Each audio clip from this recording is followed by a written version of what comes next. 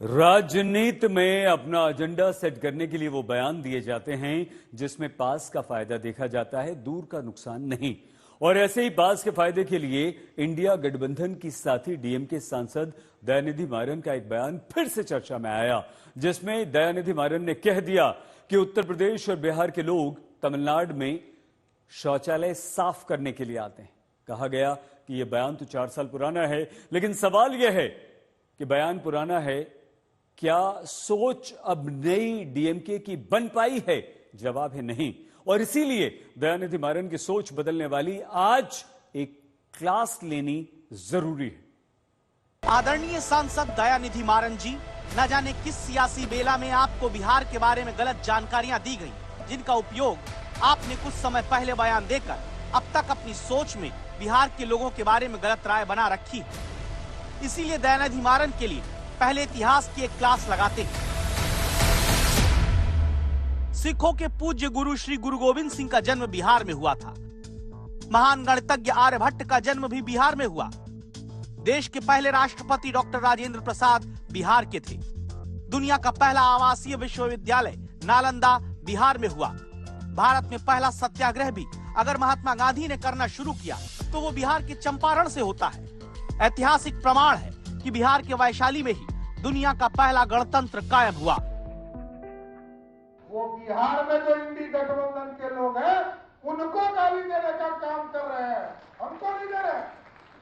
हम बिहारी तो परिश्रम के लिए जाने जाते। स्वच्छता करने वाले लोग, सड़क बहारने वाले लोग, सेवा के काम करते हैं और सेवा करने वाले लोग हमारे हमेशा पूजे जाते हैं, अपमानित नहीं किए जाते हैं।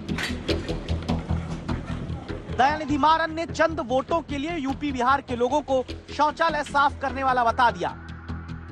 गंदगी साफ करना छोटा काम नहीं होता। वैसे बिहार के लोग प्रशासनिक कुव्यवस्था की गंदगी साफ करने में सबसे आगे माने जाते हैं। इसीलिए दयानिधि मारन की एक सिविल सर्विसेज वाली क्लास लगाते हैं। दयानिधि मारन अगली बार कुछ भी कहने से पहले ये याद रखें, 2006 से 2015 के बीच देश का हर 17वां आईएएस बिहार से आया। टॉप 10 राज्यों के आंकड़ों के आधार पर हर 8वां अधिकारी बिहारी है। बिहार में प्रति 2,80,000 की आबादी पर औसत एक योग्य बिहारी व्यक्ति आईएएस बनता आ रहा है। 2022 यूपीएससी टॉपर का मूल घर पटना है। 2022 में यूपीएससी के टॉप 10 टॉपर में 2 बिहार से आते हैं। 2021 में यूपीएससी सिविल सर्विसेज के टॉप 10 टॉपर में 3 बिहार से आते हैं।